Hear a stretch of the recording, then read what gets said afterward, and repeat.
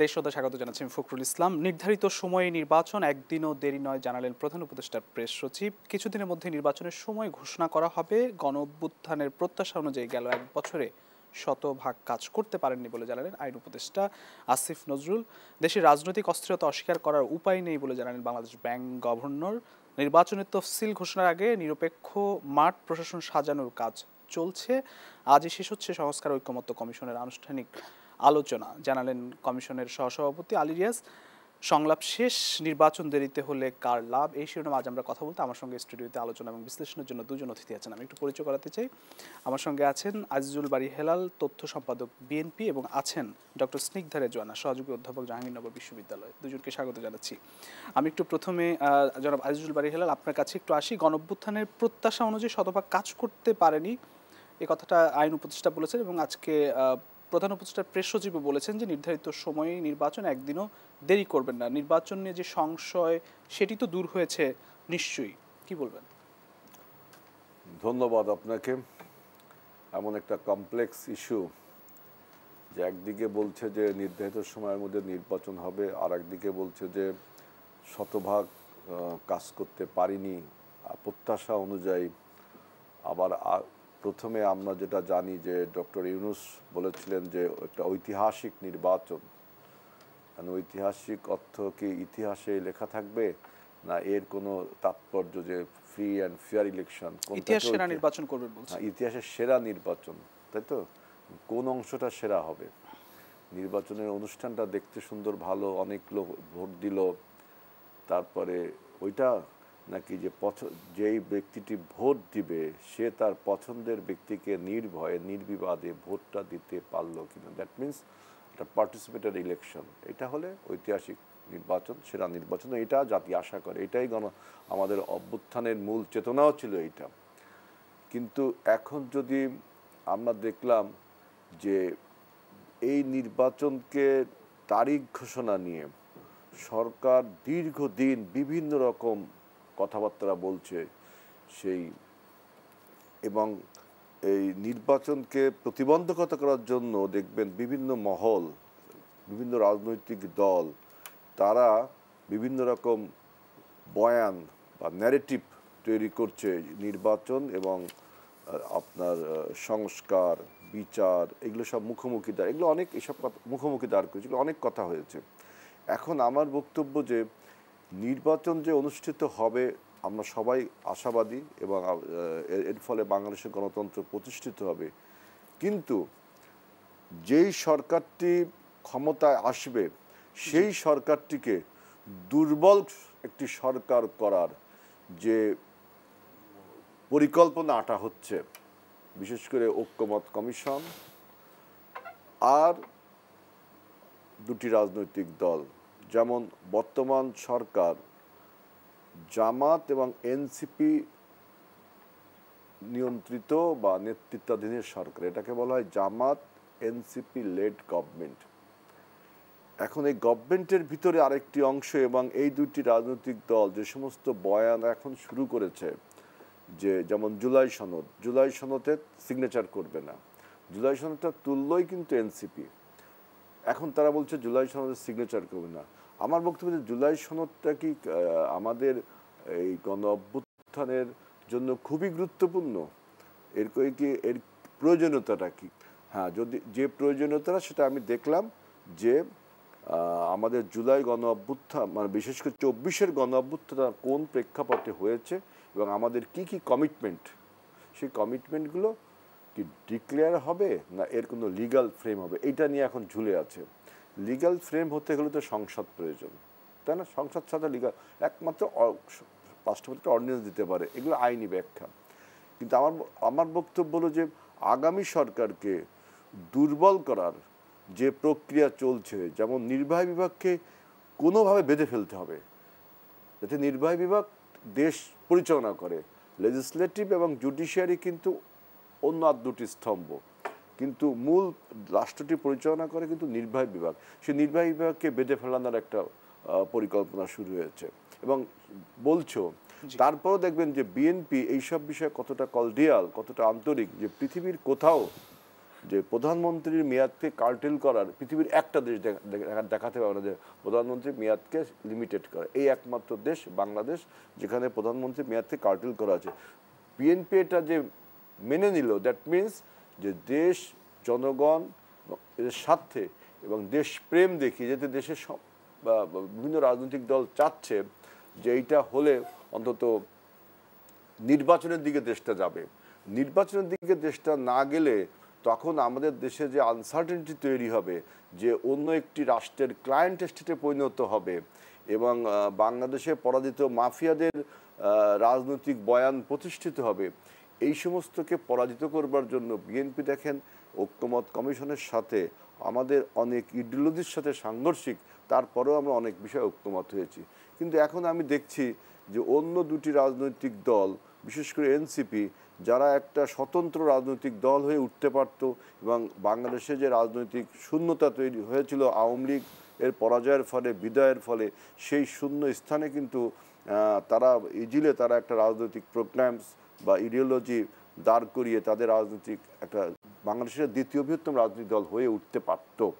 মানুষ তো বলে তৃতীয় শক্তি, আমি তো মনে করি যে দ্বিতীয় বৃহত্তম রাজনৈতিক দল এনসিপি হয়ে উঠতে পারত। কিন্তু তারা কোন মতলবে, কোন কুমতলবে সরকারের একটা লাঠিয়াল বাহিনীতে পরিণত হয়েছে। যেমন সরকার কোনো কিছু করতে গেলে আমি দেখলাম এনসিপির মাথায় লবণ রেখে নিজে বড়ই খাওয়ার চেষ্টা করে। আবার এনসিপিকে দেখলাম সরকার তাদের এইভাবে ব্যবহার করছে। আবার এনসিপিকে দেখলাম যে তারা অন্য একটি রাজনৈতিক দলের ভাবশিষ্যে পরিণত হয়েছে। নিজের স্বতন্ত্র রাজনীতিবোধকে বিসর্জন দিয়ে ওরা দেখি যে জামাত ইসলামের একটা ভাবশিষ্যে পরিণত হয়েছে। আবার সরকার দেখি তাদেরকে কখনো লাঠিয়াল বাহিনী বানাচ্ছে, কখনো তাদের মাথায় লবণ দেখে বড়ই খাওয়ার চেষ্টা করছে। এই সব কিছু মিলিয়ে আজকে আইন উপদেষ্টা যেটা বললেন যে নির্বাচনের একদিনও দেরি হবে না, প্রতিশ্রুত সময়, মানে প্রতিশ্রুত আইন উপদেষ্টা বলছেন নির্বাচন সময় মতো হবে। এখন প্রতিশ্রুত সময় কোনটা? আমি তো মনে করি যে মানুষের কাছে যে ধারণা যে ফেব্রুয়ারি মাসে নির্বাচন, আমি মনে করি সরকার যে এত উইক একটা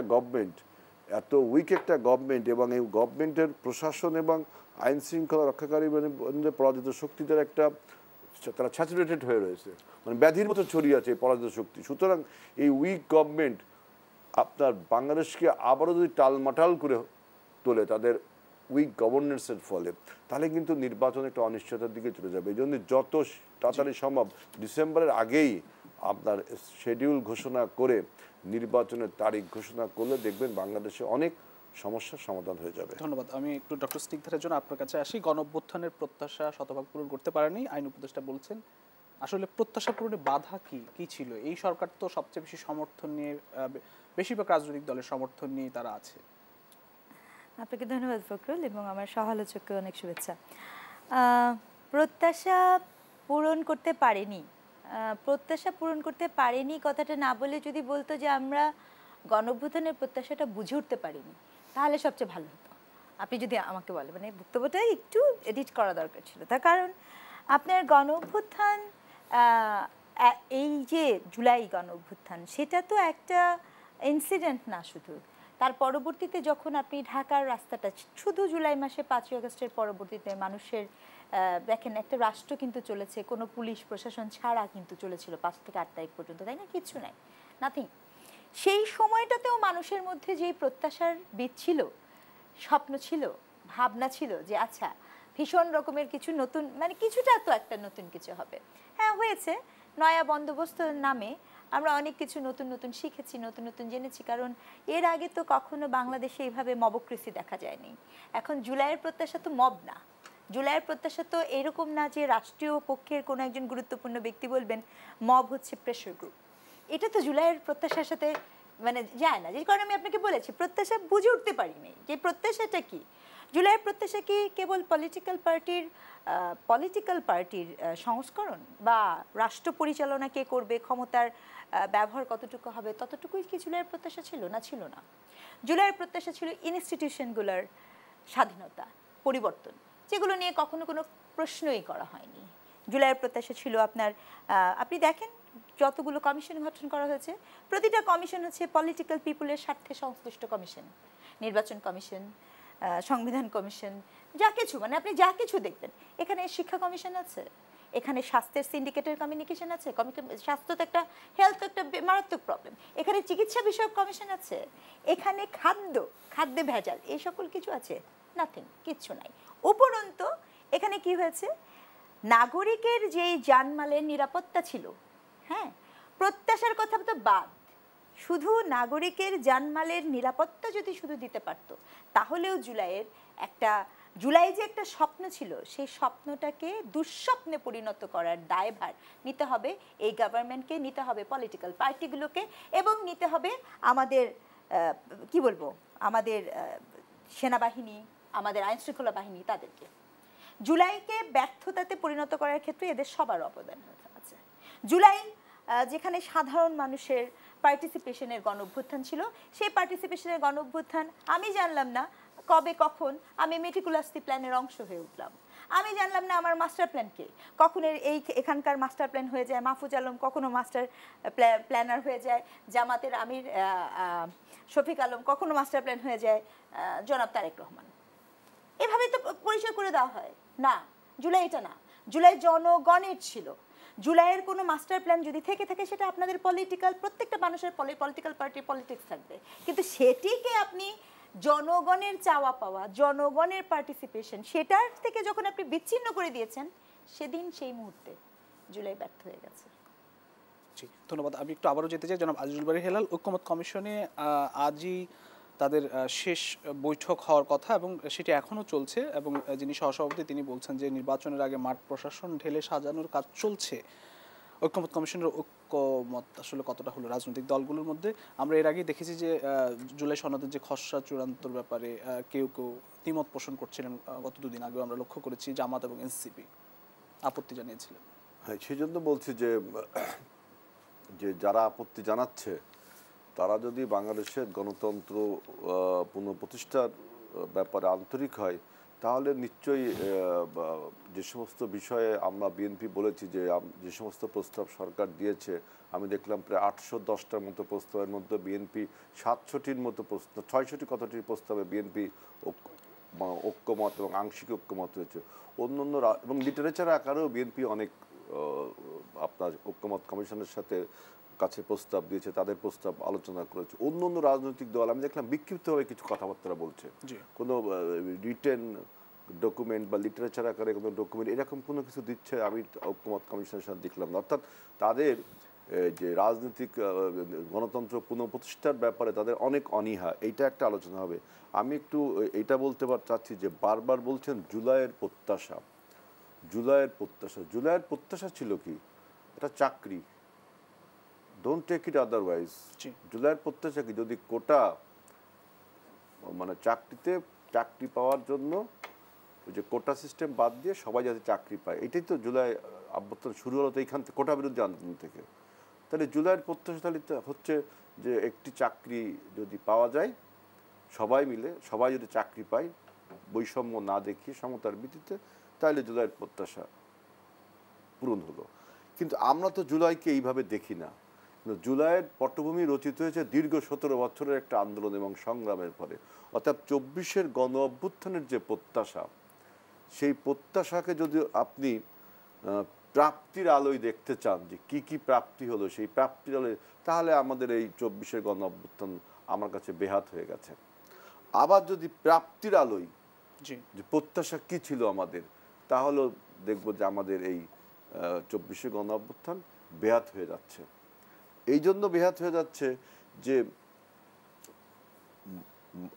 এই যে মানুষ তার পছন্দের নেতাকে নির্বাচন করতে পারতো না।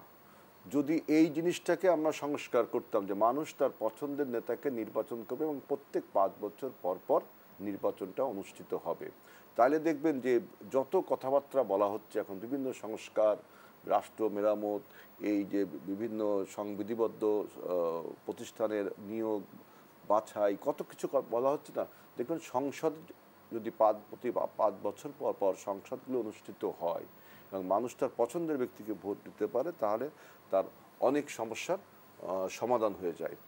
এখন আমি দেখলাম যে বারবার আপনারা বলছেন যে জুলাইয়ের প্রত্যাশা মানে একটা ব্যাপক কিছু, যে বাংলাদেশ রাতারাতি আপনার একটা ইউটোপিয়ান কান্ট্রিতে পরিণত হবে। আসলে বিষয়টা তা না। যে আপনারা যে বিভিন্ন লোক যে মতামত দিচ্ছেন, যে আমি বা ডক্টর স্নিগ্ধা যে কথাগুলো বলছেন, স্নিগ্ধা একটা ভালো কথা বলছেন যে যত সংস্কার, এটা খুব একটা গুড পয়েন্ট আপনি তুলেছেন, যত সংস্কার দেখবেন ক্ষমতা রাজনীতি এই বিষয়ে। উনি যেটা বলছেন যে আমাদের দেশ হলো এগ্রিকালচার বেস একটা দেশ, এগ্রিকালচার কোনো কমিশন আছে? উনি বলছে খাদ্য কমিশনের কথা, কোনো এই এগ্রিকালচারকে কীভাবে সামনে দেখতে চায় কোনো কমিশন আছে? তারপর আরও উনি অনেক কথা বলছেন, শিক্ষার একটা কথা বলছেন, শিক্ষা কমিশন পর্যন্ত নেই, মানে কমিশন নেই। আমি দেখলাম সংস্কার কমিশন, পুলিশের একটা সংস্কার কমিশন করেছে, কিন্তু স্বাধীন পুলিশ সংস্কার কমিশনের কথা বিএনপি কিন্তু প্রথম বলেছে, যে স্বাধীন পুলিশ সংস্কার কমিশন করা দরকার, স্বাধীন পুলিশ কমিশন মনে হয়। সেইটা এখন আমি দেখলাম যে যোগ করলো ঐক্যমত কমিশন। মানে তাদের সমস্ত ঐক্যমত কমিশনের সমস্ত চিন্তা হলো, আমি দেখলাম যে ক্ষমতা এবং রাজনীতি কেন্দ্রিক, এবং ক্ষমতা এবং রাজনীতি ভবিষ্যৎ রাজনীতিকে দুর্বল করলে উনাদের ঐক্যমত কমিশনের যে কি ফায়দা, এইটা হলো দেখার বিষয়, যে ওনাদের কি ফায়দা। ওনারা দেখবেন যে বিএনপি, জামাত, এনসিপি বিভিন্ন দল কোনো একটা বিষয় যদি ঐক্যমত হয়ও, ঐক্যমত হওয়া তো অনেক দূর ব্যাপার, কারণ প্রত্যেকের রাজনৈতিক ইডিওলজি ভিন্ন ভিন্ন রকমের, অথবা তারপরে যদি কোনো জায়গায় ঐক্যমত হয়, ঐক্যমত কমিশন দেখলাম নতুন আর একটা ঐক্যমত নিয়ে আসে, কি যে নতুন আরেকটি ন্যারেটিভ করে। নতুন আমি একটা জিনিস দেখলাম যে প্রধানমন্ত্রী তিনি নাকি দলের প্রধান হতে পারবেন না। কোন অনুর্বর মাথা থেকে এটা আসে যে একটা রাজনৈতিক দল যদি সংখ্যাগরিষ্ঠতা আসনে ভোটে জিতে সরকার গঠন করে, সেই রাজনৈতিক দলই ঠিক করবে কে তাদের সংসদ প্রধান হবে, কে নেতৃত্ব দিবে। আপনি রেফারির ভূমিকা পালন করে, আপনি রেফারির পজিশনে থেকে ওইখান থেকে বলছেন যে আপনার দলীয় প্রধানমন্ত্রী হতে পারবেন না। তার মানে কি, যে একজন ব্যক্তি দলীয় প্রধানের যে রাইট টু প্রিভিলেজ, মানে মৌলিক যে অগ্রাধিকার রয়েছে, এইটাকে আপনি খর্ব করছেন। আবার একটা দল কাকে প্রধানমন্ত্রী করবে তার স্বাধীনতাকে আপনি খর্ব করছেন। মনে রাখবেন, ওই আমি ওই ঐক্যমত কমিশনে অনেক কথা বলেছি যে এটা একটা, আমি আবার আসবো আপনার কাছে ঐক্যমত কমিশনে।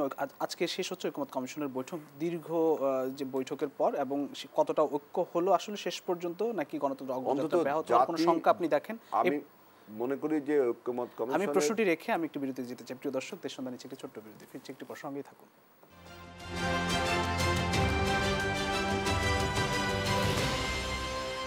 দেশ সন্ধ্যা আরেকবার স্বাগত জানাচ্ছি। আমি জনাব আজিজুল বারী হেলাল। আপনার কাছে প্রশ্ন ছিল যে আপনি বলছেন যে নির্বাহী বিভাগকে বেঁধে ফেলতে চাইছে ঐক্যমত কমিশন, আসলে ঐক্য নিয়ে আপনার মধ্যে একটি সন্দেহ তৈরি হচ্ছে, কতটা ঐক্য হচ্ছে, সেই ক্ষেত্রে আসলে গণতন্ত্রের অগ্রযাত্রা ব্যাহত হওয়ার শঙ্কা দেখেন কিনা? গণতন্ত্রের অগ্রযাত্রা ব্যাহত হবে যদি আপনি পরবর্তী সরকারকে দুর্বল করার একটা অপচেষ্টা করেন। দেখেন, বারবার বলা হচ্ছে যে মৌলিক সংস্কার করতে হবে, জামাতও বলছে, আমি দেখলাম এনসিপিও বলছে। এত কিছু সংস্কার হয়েছে, দেখেন 70 আর্টিকেলস, আমি ছাত্র জীবন থেকে শুনতেছি যে 70 আর্টিকেলস আমাদের সংসদ সদস্যদের অধিকার খর্ব করে। এইটার একটা সমাধান হলো প্রধানমন্ত্রীর মেয়াদ, যে কবে শেখ হাসিনা মানে স্বৈরাচার হয়েছে সেইটাকে লক্ষ্য করে পরবর্তী প্রধানমন্ত্রী স্বৈরাচার না হতে পারে, এই জন্য প্রধানমন্ত্রীর মেয়াদ নিয়ে কত কেচ্ছা কাহিনী হলো, সেটাও আমি দেখলাম একমত হলো। তারপরে সবচেয়ে বড় প্রয়োজন যে জুডিশিয়ারিকে আলাদা করা। বিএনপি সবচেয়ে বেশি চাপ দিয়ে জুডিশিয়ারিকে আমরা নির্বাহী বিভাগ থেকে আলাদা করার যে প্রস্তাব, এবং সবাই ঐক্যমত হলাম। তারপরে আপনার দেখেন যে আমরা তত্ত্বাবধায়ক সরকার গঠনের জন্য সবাই ঐক্যমত হলাম, এবং নির্বাচন কমিশনটা খুবই গুরুত্বপূর্ণ to hold a free and fair election. এবং নির্বাচন কমিশনের কারণেই আমাদের এই 53 বছরের বিভিন্ন রকম সমস্যা, মানে গণতন্ত্রের বিরোধী শক্তিগুলো বিভিন্ন ফায়দা নিয়েছে। সেই নির্বাচন কমিশনটা পর্যন্ত সবাই ঐক্যমত হয়ে একটা আলোচনা করে নির্বাচন কমিশন গঠন করা হবে, সেটা সবাই ঐক্যমত হয়েছে। এই ব্যাপারে এতগুলো বিষয়, আরও অনেক, প্রায় 12-14টা বিষয়ে আমরা ঐক্যমত হয়ে গেছি। তাহলে মৌলিক সংস্কার বলতে আমি সংবিধানে যা কিছু পরিবর্তন হচ্ছে মানুষের পক্ষে, জনগণের পক্ষে, দেশে, সেগুলোতে মৌলিক সংস্কার। সেই মৌলিক সংস্কারগুলো হচ্ছে। তারপরেও বলছে যে মৌলিক সংস্কার এই যে কথাগুলো বলছে, এতগুলো সংস্কার হওয়ার পরেও আমার তাই মনে হয় যে এরা আপনার যেহেতু নেশন ওয়াইড দল এখনো হয়ে উঠতে পারেনি জামাত বা এনসিপি, এবং তারা ভাবছে যে আগামী নির্বাচনে তারা যেহেতু সরকার যদি তার এককভাবে ক্ষমতায় আসতে পারবে না, যদি দেরি করা হয় বা নির্বাচন পিছিয়ে দেওয়া হয়, তাহলে তারা শক্তি সঞ্চয় করার বা তাদের দল গোছানোর একটা সময় পাবে। কিন্তু এর ভিতর দিয়ে যে বাংলাদেশের গণতন্ত্র বেহাত হয়ে যাবে, যেভাবে 24-এর গণ অভ্যুত্থানের চেতনা বেহাত হতে চলেছে, সেভাবে বাংলাদেশের গণতন্ত্র এবং বাংলাদেশের এমনকি একটা সভরেন রাষ্ট্র হিসাবে টিকে থাকা যে মুশকিল হয়ে পারবে, এই চিন্তা তাদের নেই।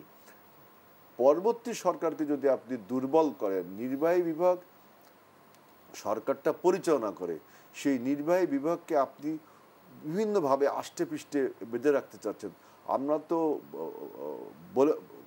বলেছি যে পরবর্তী সরকারের যে নির্বাহী বিভাগ, দেখেন আপনি অন্য সংবিধিবদ্ধ যে কমিশনগুলো আছে, সেই সব কমিশনের গঠনের ক্ষেত্রে আমরা কিন্তু ঐক্যমত দেখিয়েছি যে ওই সমস্ত সংবিধিবদ্ধ কমিশনের নিজস্ব যে আইন আছে, সেই আইনের ত্রুটি বিচ্যুতিগুলো বের করে নতুন করে আইন করেন, সেই বিষয়ে বলেছি। এবং ওই সমস্ত সংবিধিবদ্ধ প্রতিষ্ঠানে যারা চিফ প্রধান থাকবেন, তারা যদি ওই সময় কোনো ক্রিমিনাল অফেন্স করেন, তার লায়াবিলিটি তাদেরকে নিতে হবে, সেই আইন করেন, বুঝছেন। কিন্তু আপনি বলছেন, একবার বলেছিলেন কি যে এনসিসি করবেন, ন্যাশনাল কনস্টিটিউশন কাউন্সিল করবেন, নতুন আরেকটি বডি তৈরি করে নির্বাহী বিভাগের প্যারালাল একটা বডি তৈরি করবেন। মানে আমি দেখলাম এই ঐক্যমত কমিশনের কাজ হলো বিভিন্ন ভর কেন্দ্র তৈরি করা, সমতার ভর কেন্দ্র তৈরি করা। সংকট আরো বাড়লো ঐক্যমত কমিশন ঐক্যমতের পরিবর্তে।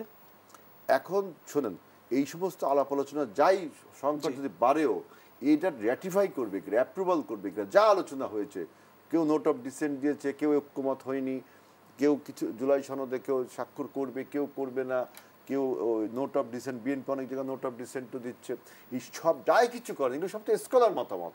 এইগুলো তো র্যাটিফাই করবার জন্য সংসদ যদি এগুলো অ্যাপ্রুভ করে, তাহলে মনে করেন এগুলো আইনে কিন্তু সংকটটা কি বাড়ছে কিনা? সংকট বাড়ছে।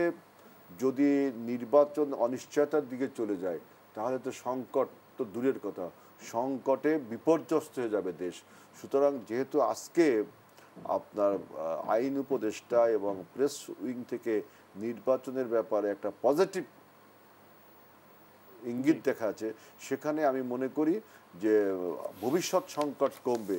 কিন্তু এই পজিটিভ ইঙ্গিতকে যারা ভালোভাবে নিতে পারছে না, বিশেষ করে আমি বললাম যে জামাত এবং এনসিপি, তারাও যদি এটাকে পজিটিভলি না নেই, তাহলে কি হবে? এখন যদি বলেন যে জামাত বলল যে আমি পিআর পদ্ধতি ছাড়া নির্বাচনে যাব না, তাহলে কি বাংলাদেশের গণতন্ত্রের পক্ষের কথা বললেন আপনি? আর এনসিপি বলল যে জুলাই সনদ তারা যেটা ডিক্লেয়ার করবে, ওইটা যদি সিগনেচার না করেন আমি নির্বাচনে যাব না, তাইলে তো আমাদের 24-এর গণ অভ্যুত্থান মাঠে মারা যাবে। এমনি তো মনে করেন পার্টিসিপেটরি ইলেকশন করতে গেলে সবাইকে নিয়ে একটা ইলেকশন করলে সেটা জনগণ স্বস্তি পায়, তাই না? সেখানে যদি আপনার পরাজিত মাফিয়া তারা অনুপস্থিত, কারণ তারা সবাই কনভিক্টেড বা ভিকটিম বা এবং দেশদ্রোহী হিসেবে পরিচিত পেয়েছে। এখন আপনারা যারা দেশে আছেন, আমরা যারা গণ অভ্যুত্থানের সমস্ত শক্তি, তার কোনো একটা শক্তি যদি বলে আমি নির্বাচন করব না, তাহলে কিন্তু নির্বাচন তো প্রশ্নবিদ্ধ হবেই, এবং তার দেশত্ববোধ, দেশপ্রেম নিয়েও কিন্তু প্রশ্ন থেকে যাবে। আমি আসবো আপনার কাছে। আমি একটু যেতে চাই ডক্টর স্নিগ্ধা রেজওয়ানা। ঐক্যমত কমিশনের দীর্ঘ বৈঠক হলো, আজকে শেষ হওয়ার কথা, যেটি সহসভাপতি আলী রিয়াজও বলেছেন। ঐক্যমত আসলে কি হলো নাকি সংকটই বাড়লো?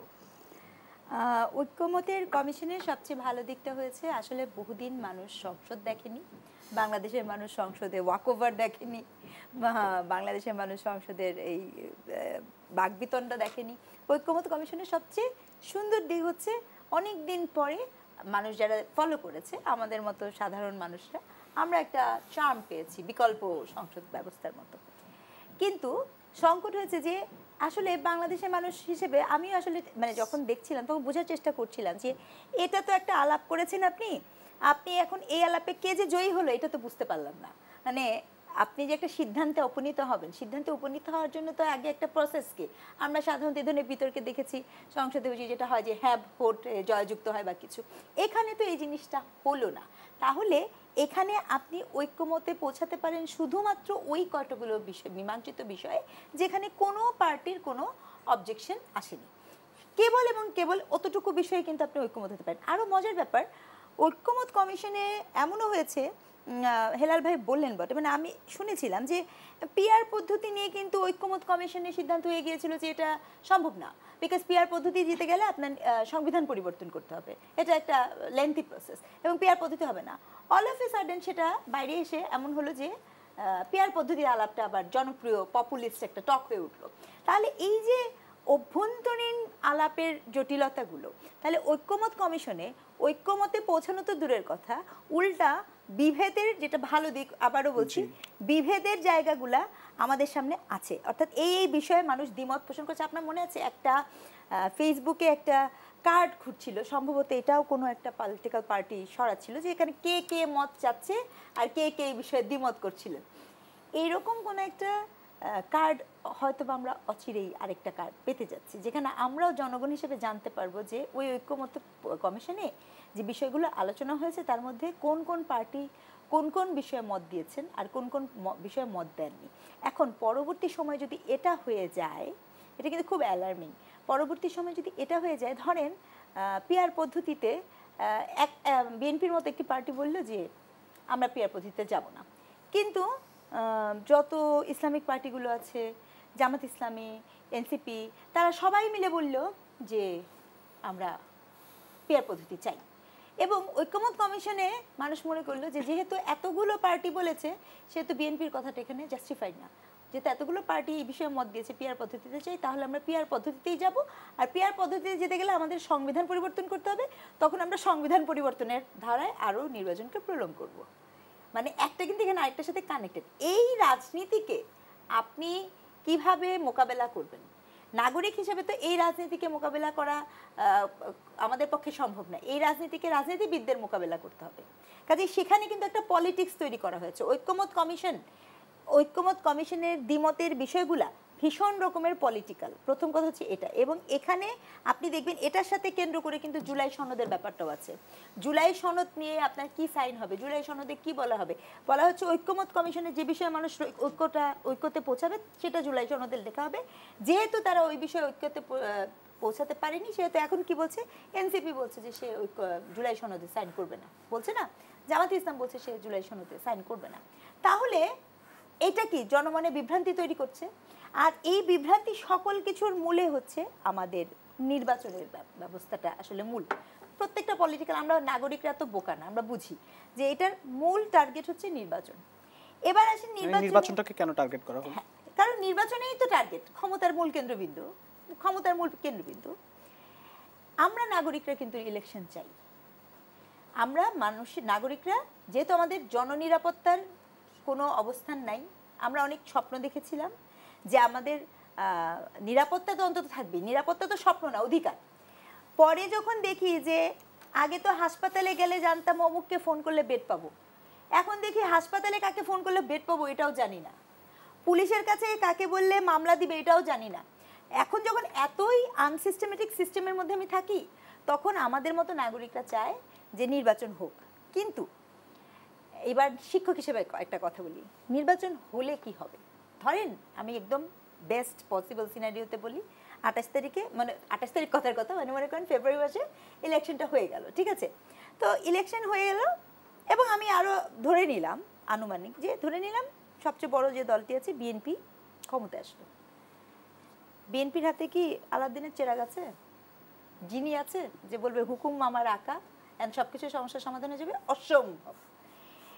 বরঞ্চ মানে আমি যদি বিএনপি করতাম তাহলে যত দেরিতে ইলেকশন হয় এটা কিন্তু বিএনপিরও লাভ। তার কারণ হচ্ছে দেশ স্থিতিশীল না, দেশের আইন শৃঙ্খলা বাহিনী স্থিতিশীল না, দেশের প্রত্যেকটা রাজনৈতিক দল একদিকে, বিএনপির অবস্থান আর এই স্থিতিশীলতাটা কে নিয়ে আসবে?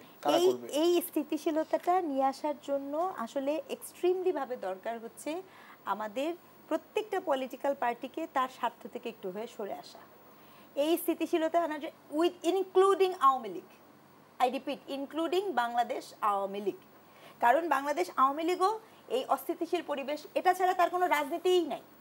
মানে বাংলাদেশ আওয়ামী লীগের জন্য দেশে আপনার অস্থিতিশীল পরিবেশ সৃষ্টি করা ছাড়া তার জন্য কোনো তার আর কোনো রাজনৈতিক অবস্থানই নেই, এবং রাখাও হয়নি। আপনি যখন তাকে ইনঅ্যাক্টিভ করে রেখে দিবেন তখন তো সে আর কোনো প্রস্তাবনা নিয়ে সামনে আসতে পারবে না। আপনি কি মনে করেন আওয়ামী লীগকে আপনি ইনঅ্যাক্টিভ করে রেখে দিয়েছেন, তাতে করে সে আসলেই ইনঅ্যাক্টিভ থাকছে? তাহলে গোপালগঞ্জের ঘটনা ঘটে না।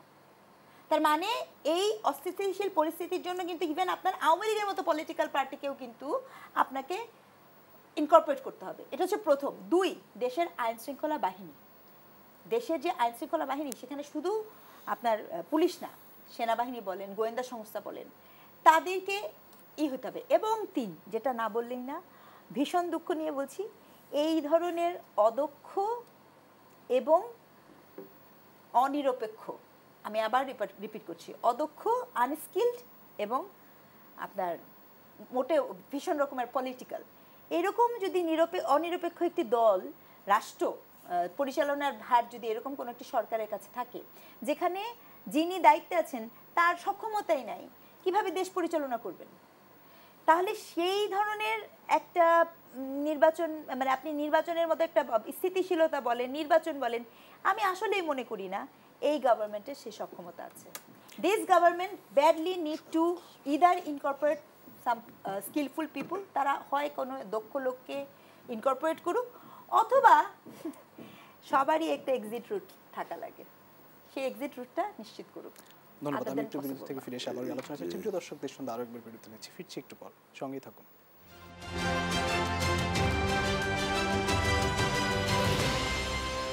সন্ধ্যা আরেকবার স্বাগত জানাচ্ছি। আমি জনাব আজিজুল বারী হেলাল, আপনার কাছে আসি। রাজনৈতিক অস্থিরতা নিরসনের আসলে উপায় কি? নির্বাচন হলে রাজনৈতিক অস্থিরতা কমে আসবে? আর আমরা যেই সংকটের কথা আপনি বললেন যে এতদিন ধরে ঐকমত্য কমিশনে বৈঠক হয়ে আসলো, এখনো সংকট বা শঙ্কা রয়ে গেছে, সেটি সমাধান আসলে কিভাবে হবে? আমি এইমাত্র যে সংবাদটা পেলাম যে ডক্টর আলী রিয়াজ তার মহামূল্যবান রত্নভাণ্ডার থেকে সিদ্ধান্ত জানিয়েছেন যে সংসদের উচ্চ কক্ষ পিআর পদ্ধতিতে হবে। দেশের বৃহত্তম রাজনৈতিক দল বিএনপি চারবার দেশ পরিচালনার অভিজ্ঞতা রয়েছে। তারা প্রশ্ন করেছে যে পিআর পদ্ধতি পৃথিবীর অনেক জায়গা আপনার প্রচলিত থাকলেও বাংলাদেশের সমাজ, সংসার, সোসাইটি, মানে পলিটিক্স, আমাদের ঐতিহ্য, এইগুলোর সাথে খাপ খায় কিনা, আমাদের দেশে পিআর পদ্ধতি প্রযোজ্য কিনা, এবং এই পদ্ধতিতে মানুষ অভ্যস্ত কিনা, মানুষ জানে কিনা, এইটা দীর্ঘদিন ধরে বলে আসি। তারপরেও আমাদের মতো একটা বৃহৎ রাজনৈতিক দলের, যে দলটি আপনি দেখছেন অনেক বিষয়ে ঐক্যমত হয়েছে, যে ঐক্যমত, যেমন প্রধানমন্ত্রীর ক্ষমতা কাল্টিভেট করা, আমাদের ঐক্যমত হওয়ার কোনো প্রয়োজন ছিল না, কারণ এটা একটা অসাংবিধানিক, মানুষের মৌলিক অধিকার হরণ করার মতো একটা। তারপরেও দেশের সাথে আমরা ঐক্যমত হয়েছি। তারপরে সংসদের স্থায়ী কমিটিগুলো বিরোধী দলকে দেওয়া হবে, সেটা বলছি। আপনার নির্বাচনের পর জাতীয় সরকারের কথা বলছি, এবং আমরা কি কি করব সেটা মিন করি বিধায় আমরা যত প্রস্তাব সব লিটারেচার আকারে দিয়েছি। কিন্তু অন্য অন্য রাজনৈতিক দল যাদের দেশ পরিচালনার কোনো অভিজ্ঞতাই নেই, এমন এমন রাজনৈতিক দল আছে যে আপনার প্যাট সর্বস্ব রাজনৈতিক দল, যাদের রাজনৈতিক অঙ্গনে তাদের কি প্রভাব আমি তাও বুঝি না। এদের কথা মতো আলী রিয়াজ সাহেব তিনি বলছেন যে উচ্চকক্ষে পিআর পদ্ধতি হবে। তাহলে কি নির্বাচনের অনুষ্ঠানের ধোঁয়াশাটা কি কাটলো? আর মনে করেন ধোঁয়াশা কাটলো, নির্বাচনটা অনুষ্ঠিত হলো, আমরা তো এখানে নোট অফ ডিসেন্ট দিবই যে আমরা তো পিআর পদ্ধতি উচ্চকক্ষে চাই না। তার মানে কি উনি একটা গন্ডগোল লাগাই দিয়ে গেলেন। ওনার যে উদ্দেশ্য দেশকে একটা আনস্টেবল করে রাখা, সেটা কিন্তু গুড়ের ফোঁটাটা তিনি লাগাই দিয়ে গেলেন যে আমরা তো ঐকমত্য কমিশন পিআর পদ্ধতি দিয়েছিলাম, বিএনপি তো সেটাকে মানে না, বিএনপি নোট অফ ডিসেন্ট এখানে দিবে। সুতরাং বাংলাদেশে এখন আপনার এই সমস্যাটা রয়ে গেল। আর একটা কথা আমি আজকে দেখলাম যে মাঠ পর্যায়ে প্রশাসন সাজাচ্ছে। মনে রাখতে হবে এই সরকারকে, আপনি কিন্তু জামাত এবং এনসিপি, আমি সরাসরি বললাম, আপনার মধ্যে প্রভাব প্রভাব বলায় বিস্তার করেছে, প্রচণ্ডভাবে তারা রয়েছে। এখন পুলিশ প্রশাসনে খোদা বক্সের নেতৃত্বে, ওই যে আপনার স্বরাষ্ট্র সহ উপদেষ্টা, ওনার নেতৃত্বে জামাতের যে আপনার পদায়ন চলছে, কারণ উনি তো ছিল স্বৈরাচারের দোসর, মানে 111-এর কুশীলব। উনি এখন জামাতের যে পদায়ন পুলিশ প্রশাসনে দিবেন, আবার প্রশাসনও যদি এরকম জামাত এনসিপির পদায়ন দেন, দিয়ে আবার বলবেন যে লেভেল প্লেইং ফিল্ড নেই, দেশের নির্বাচনের ব্যবস্থা নেই, নির্বাচনকে অস্থিতিশীল করে তুলবেন, এইটা কিন্তু জনগণ বোঝে। সুতরাং আমি আজকে টকশো থেকে বলছি যে প্রশাসন এবং আইন শৃঙ্খলা রক্ষাকারী বাহিনী যে নির্বাচনকে অনুষ্ঠিত করবার জন্য যে প্রশাসন সাজাচ্ছেন, এটাকে যেন নিরপেক্ষভাবে সাজানো হয়। আপনারা যারই এজেন্ডা বহন করেন না কেন, মাঠ পর্যায়ে কিন্তু জনগণ প্রস্তুত রয়েছে। এবং আপনাদের এই সমস্ত ওই যে এখন তো বাংলাদেশের ডিফ্যাক্টো ইউনূস সরকারের নেতৃত্বে ক্ষমতায় আছে কারা? জামাত এবং এনসিপি। আপনারাই প্রশাসন গুছাবেন, আইন শৃঙ্খলা রক্ষাকারী বাহিনী গুছাবেন, আমরা কিন্তু রাজনৈতিক দলগুলো এটা পর্যবেক্ষণ করব। সুতরাং হিসাব কিন্তু সবার দিতে হবে। হিসাব আপনি যতই মাঠ পর্যায়ে গোছান না কেন, আপনি নির্বাচনকে আর ম্যানিপুলেট করতে পারবেন না। নির্বাচনকে কেন, সে নির্বাচন ম্যানিপুলেট করার দিন 24-এর গণ অভ্যুত্থানের মাধ্যমে শেষ হয়ে গেছে। যারা এখনো চেষ্টা করছেন পুলিশ প্রশাসন এবং আইন শৃঙ্খলা আপনার ব্যুরোক্রেসিতে, তাদের উদ্দেশ্যে আমরা বলতে চাই, জনগণকে নিয়ে বিএনপি মাঠে একটা সুষ্ঠু নির্বাচনের অনুষ্ঠান আয়োজনের জন্য প্রস্তুত থাকবে। আপনাদের সমস্ত ষড়যন্ত্র কিন্তু জনগণের প্রবল স্রোতে ভেঙে চুরে যাবে। অসংখ্য ধন্যবাদ। আমি ডক্টর স্নিগ্ধার জন্য আপনাকে দিয়ে শেষ করতে চাই, আসলে শান্তিপূর্ণ এবং সুষ্ঠু নির্বাচনের পরিবেশ কতটা সরকার নিশ্চিত করতে পারবে, যেটি আজকেও বলা হয়েছে যে নির্ধারিত সময়ে নির্বাচন হবে, একদিনও পেছানো হবে না। সমাধানটা আসলে কিভাবে হবে? সরকার এটা বলাটাই সরকারের কাছে কামনীয় যে নির্ধারিত সময়ে ইলেকশন হবে, কিন্তু বাস্তবতা আসলে সেটা হবে কিনা, অথবা এমন পরিস্থিতি ক্রিয়েট করা হবে কিনা যেখানে পলিটিক্যাল পার্টি বা নাগরিকরাই বলা শুরু করবে যে না, এরকম পরিস্থিতি তো নাই, নির্বাচনের পরিস্থিতি তো নেই, তাহলে আর কিভাবে নির্বাচন করা সম্ভব। তখন সরকার পক্ষ থেকে বলা হবে যেহেতু আপনারা বলছেন সেহেতু আসলে আমরা নির্বাচনটা পিছিয়ে দিচ্ছি। যার সবচেয়ে সিগনিফিক্যান্ট এক্সাম্পল হচ্ছে গোপালগঞ্জ। ঠিক আছে, গোপালগঞ্জের যে ঘটনাটা, এই ঘটনাটাই এনসিপি যে গোপালগঞ্জে গেল এবং তারপরে যে ঘটনাগুলো ঘটলো, এটা এতটাই রাজনৈতিকভাবে প্লটেড, একদম আমি এই শব্দটাই বলছি, এটা একদম পরিকল্পিত, যেখানে সরকারের গভর্নমেন্টের বাহিনীদের কাছে তথ্য আছে, তারাই বলছে, কিন্তু তারা ভাবেনি বা পর্যাপ্ত তথ্য ছিল না, পরবর্তীতে আমি শুনলাম সেখানে আপনার এনসিপির মতো একটি দেশ, মানে যারা কি বলবো, কারণ তারা তো আসলে নিবন্ধিত পার্টি মনে হয় এখনো হননি, মানে এখনো পর্যন্ত নিবন্ধন পাননি, কিন্তু তারা যখন ওখানে গেল, তারা যে ওখানে যেই প্রোটোকলটা পেলো, যেই প্রোটেকশনটা পেলো, এই পুরো প্রক্রিয়াতে, এবং যা কিছু তারা বলল, আমি খুব স্ট্রংলি একটা কথা বলবো একজন শিক্ষক হিসেবে, বিধ্বংসীপূর্ণ বক্তব্য, বিদ্বেষপূর্ণ বক্তব্যের ফলাফল কখনো ভালো হয়নি। আজকে 31শে জুলাই আপনার বিগত সময়ে ঠিক 1 বছর আগে আপনি খেয়াল করে দেখবেন, প্রধানমন্ত্রী যিনি ছিলেন শেখ হাসিনা, তিনি যখন অত্যন্ত অশালীন ভাষায় রাজাকারের বাচ্চা কোট অ্যান্ড কোট কথাটা বলেন, সেটা স্পার্ক করে, মনে আছে নিশ্চয়ই, যে মুক্তিযুদ্ধের সন্তানেরা কোটা পাবে না তো কি রাজাকারের বাচ্চারা কোটা পাবে বা তারা মেধাবী হবে। খুবই আক্রমণাত্মক বক্তব্য ছিল, যার মাসুল তাকে দিতে হয়েছে। জীবনটা এরকমই, কখনো একসময় বলা হয়েছে যে ভিডিও কল করে, কনফারেন্স করে দেশ এবং রাষ্ট্র পরিচালনা করে, আজকে সেই শেখ হাসিনাই ভিডিও কল করে দেশ এবং রাষ্ট্র পরিচালনা না করতে পারলো, মানে দলকে নিয়ন্ত্রণ করার চেষ্টা করে। বিধ্বংসীপূর্ণ বক্তব্য দিয়ে পৃথিবীতে কেউ কখনো টিকতে পারেনি। কাজেই আপনি এনসিপি, যখন আপনি একটি শিক্ষার্থীদের দল হন, তখন আপনি যে ভাষায় কথা বলেন, আর আপনি যখন একটি রাজনৈতিক দল হন, তখন আপনার ভাষার মধ্যে রাজনৈতিক প্রজ্ঞা, রাজনৈতিক ভক্তি, শ্রদ্ধা থাকা খুব জরুরি। সেখানে যে ভাষায়, যে বডি ল্যাঙ্গুয়েজে ওখানে বক্তব্য দেওয়া হয়েছে, সেটি বিধ্বংসীপূর্ণ ছিল, সেটি আক্রমণকে উস্কে দেওয়ানো, উস্কানিমূলক একটি বক্তব্য ছিল। এই পুরো প্রক্রিয়াটাতে আপনার কি হয়েছে, প্রক্রিয়াটার সাথে সাথে আপনি দেখবেন হান্নান মাসুদের মতো একজন মানুষ এখান থেকে বলে বসলো এই পরিস্থিতি তো নির্বাচনের পরিস্থিতি নাই। তার তার মানেটা কি? তার মানে হচ্ছে আপনি একদিকে সরকার পক্ষ আপনি নির্বাচনের ডেট ঘোষণা করে বলবেন নির্বাচন হবে, অন্যদিকে সরকারের পালিত এবং পৃষ্ঠপোষকতার কোনো একটি পার্টিকুলার দল এমন এমন পরিস্থিতি ক্রিয়েট করবে যাকে রক্ষা করতে সেনাবাহিনীর স্পেশাল গ্রুপ চলে যাবে, প্লাটুন সহ ট্রাকে করে নিয়ে আসবে। এই পুরো প্রক্রিয়াটা তো আসলে একটা রাজনীতির অংশ, প্লটেড। কাজেই আপনি যদি আসলে একটি নির্বাচন করতে চান, আসলেই আমি আবারও বলছি, আইন শৃঙ্খলা পরিস্থিতি নিশ্চিত করার জন্য আপনাকে দক্ষ এই যে কমিশনটা আছে, নির্বাচন কমিশন থেকে শুরু করে আপনার যে উপদেষ্টা পরিষদ আছে, উপদেষ্টা পরিষদে পরিবর্তন আনতেই হবে। এই উপদেষ্টা পরিষদ দিয়ে কখনো এই নির্বাচন ঘটানো সম্ভব না। অসংখ্য ধন্যবাদ ডক্টর স্নিগ্ধা জোনা এবং আজিজুল বারী হেলাল, দুজনকে আবারও ধন্যবাদ জানাচ্ছি। প্রিয় দর্শক, দেশ সন্ধ্যা যেখানে শেষ করছি, আবার দেখা হবে আগামীকাল একই সময় অন্য কোনো অতিথিদের নিয়ে। সেই পর্যন্ত সবাই ভালো থাকবেন, সুস্থ থাকবেন। শুভ সন্ধ্যা।